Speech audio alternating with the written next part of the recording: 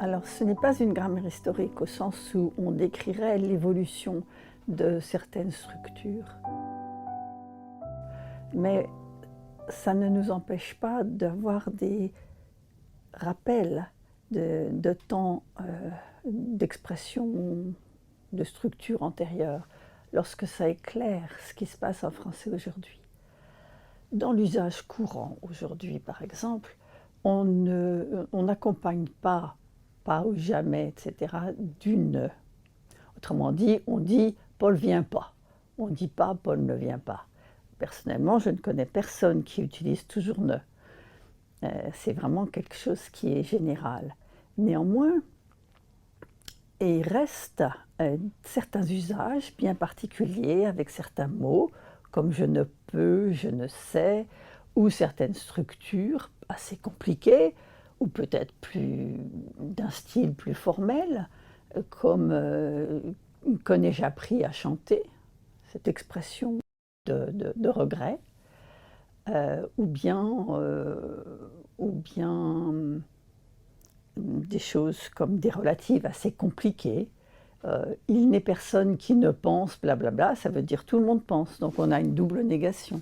Donc le deuxième ne, c'est bien un ne négatif.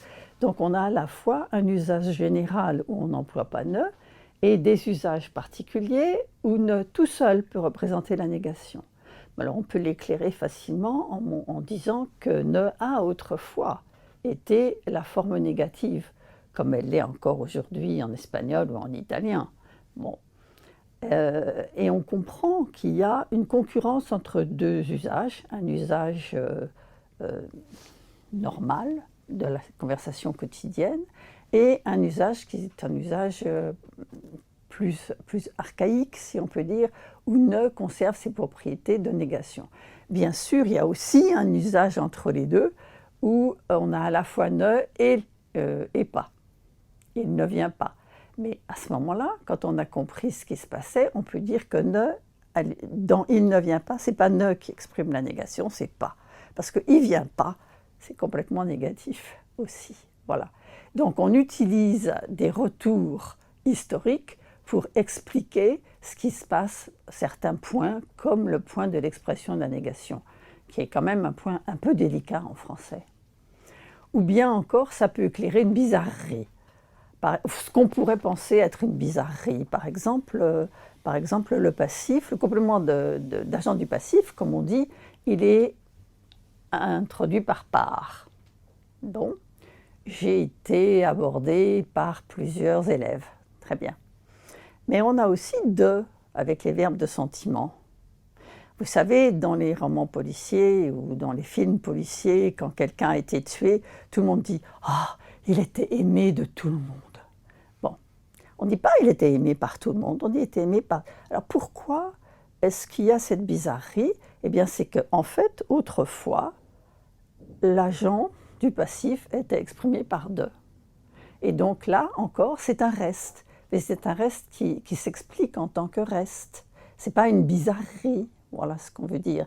Donc l'évolution du français, bon, comme l'évolution de n'importe quelle langue, bien sûr que le français évolue, mais son évolution n'est pas régulière. Il y a des restes, autrement dit. Voilà. Et dans cette mesure-là, on introduit une vision un peu historique. Alors on se pose aussi la question des innovations. Par exemple, est-ce que « très » employé à la place de « beaucoup » avec un participe, quand on dit « ça m'a très énervé », est-ce que c'est une innovation? Eh bien non, parce qu'on le trouve chez Flaubert, par exemple. Donc ça nous permet de pointer ce qui est vraiment une évolution récente du français ou ce qui se passe sur un temps beaucoup plus long. Alors dans les évolutions récentes du français, puisqu'on compare les années 60 et maintenant, on a des données quantitatives, par exemple, sur cette omission de « ne » à l'oral dans une phrase négative. Dans les années 70, dans une conversation ordinaire en région parisienne, on avait 15% de « ne » dans les phrases avec « pas ». Dans les années 90, on n'a plus que 8%, donc c'est un phénomène qui se poursuit. Dans les corpus de SMS, ça a été aussi étudié, on a 10% à peu près de « ne » avec « pas ». Et au Québec, c'est tombé à 1% quasiment. Donc on peut mesurer l'évolution récente du français depuis les années 70, par exemple concernant la diversité des formes interrogatives. Pour poser une question, on peut dire « où vas-tu ?», « tu vas où ?», « où tu vas ?», et c'est la variante « tu vas où ?», donc avec le mot interrogatif en fin de phrase, qui a beaucoup augmenté chez toutes les générations entre les années 70 et les années 2000. Donc nous souhaitons, avec cette prise en compte de la langue très contemporaine, même d'une évolution sur le temps court, réduire un peu le fossé qui existe souvent entre la langue décrite dans les manuels et la langue effectivement qu'entendent les élèves ou que parlent les gens dans leur usage ordinaire, pour que ces notions de grammaire puissent leur parler, puissent les éclairer sur ce qu'ils entendent ou ce qu'ils peuvent dire.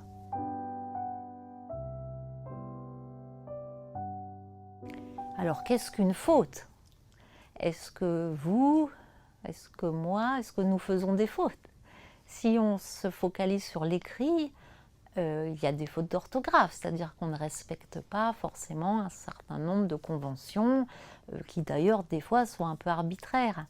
Et avec la prolifération d'écrits sur Internet, chacun est confronté à ces usages qui sont moins normés, qui sont plus spontanés, où les gens écrivent en utilisant des graphies un peu phonétisantes ou des tours qui sont plutôt oraux. Mais justement, est-ce qu'à l'oral, on fait des fautes? Alors, la notion de faute, c'est un peu religieux, ça a quelque chose de culpabilisant. Peut-être qu'il faudrait mieux parler d'une erreur. Alors, il y a certaines erreurs de construction, de confusion, si on dit le problème qu'il arrive au lieu du problème qui arrive. Voilà, on n'entend pas très bien la différence, mais c'est plutôt qui. En revanche, il y a beaucoup de tournures qui sont condamnées par les puristes, qui sont condamnées par la norme, mais est-ce que ce sont vraiment des erreurs au sens où ce serait contraire au système grammatical de la langue? Malgré que, et mal vu, on vous dit non, non, il faut employer bien que. Mais malgré que, de quoi s'agit-il? C'est une subordonnée circonstancielle de concession. Et dans le système de la langue, beaucoup de subordonnées circonstancielles sont construites sur ce moule, préposition plus que. On a avant que, depuis que, pour que.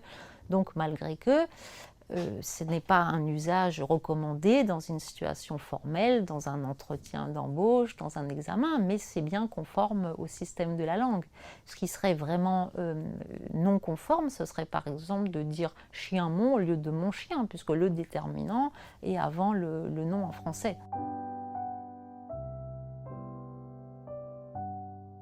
Alors elle concerne surtout le lexique. Un grand nombre de mots qui sont empruntés à l'anglais par le français sont en fait en quelque sorte intégrés, francisés, c'est-à-dire qu'ils vont par exemple se conjuguer lorsqu'il s'agit de verbes, se conjuguer comme un verbe français, et donc on aura par exemple le verbe liker, qui se conjugue en principe à tous les temps et tous les modes du français. Et puis lorsqu'il s'agit de noms, ils vont adopter un genre, comme le font les noms français. C'est ainsi par exemple qu'on dit une story, pour décrire des phénomènes relatifs aux réseaux sociaux, sans doute par calque, enfin par rapprochement avec le français histoire, puisqu'en anglais, le mot n'a pas de genre féminin. Pour ce qui concerne la grammaire, c'est-à-dire la morphologie et la syntaxe, surtout, l'influence de l'anglais est assez variable et peut-être difficile à apprécier précisément. Si on prend un exemple comme c'est la raison pourquoi il a dit ça. Alors, on le rencontre pas mal au Canada, mais il est surtout marqué comme informel. Et là, peut-être y a-t-il effectivement un rapprochement à faire avec une influence de l'anglais, une influence probable de l'anglais sur The Reason Why, que j'ai. Mais pour d'autres constructions, si on prend une phrase qui a beaucoup circulé sur les réseaux sociaux, par exemple, moi je crois la question elle est vite répondue. Eh bien, on a ici une omission du subordonnant qui pourrait également être rattachée à la structure de l'anglais, qui l'autorise, et puis une construction verbale qui est aussi une construction qui existe pour le verbe to answer en anglais. Mais est-ce que c'est l'influence de l'anglais qui est prégnante ici, qui est probable, on se rend compte qu'en réalité, ce genre de phénomène est observé déjà depuis un certain temps dans le français parlé urbain, en région parisienne en particulier, et qu'à cet égard, l'influence de l'anglais n'est peut-être pas tellement à chercher sur ce genre de cas. Après, il y a des structures qui sont, par exemple, J'ai fait mon fils venir, qui alors, pourraient également être rapprochées de l'anglais, mais qui en réalité sont déjà présentes dans des états anciens du français et sont toujours aujourd'hui utilisées dans certaines régions de France. Donc là aussi, il n'y a pas forcément d'influence de l'anglais à chercher dans ces cas-là. Alors il peut y avoir une influence de l'anglais dans certains composés non-non. Par exemple, on dit passage piéton, fichier client, solde monstre. Là, en fait, c'est une construction ancienne du français, et c'est bien français parce que c'est le premier nom qui l'emporte. En anglais, ce serait l'ordre inverse. Et on a quelques cas d'ordre inverse quand on dit la bus attitude ou la nette étiquette. Et là, c'est l'ordre inverse puisque c'est le deuxième nom qui l'emporte. Mais ça reste assez marginal. La plupart des constructions non plus non sont sur le modèle français. Une tarte maison, c'est pas une maison tarte, voilà, donc c'est pas home pie.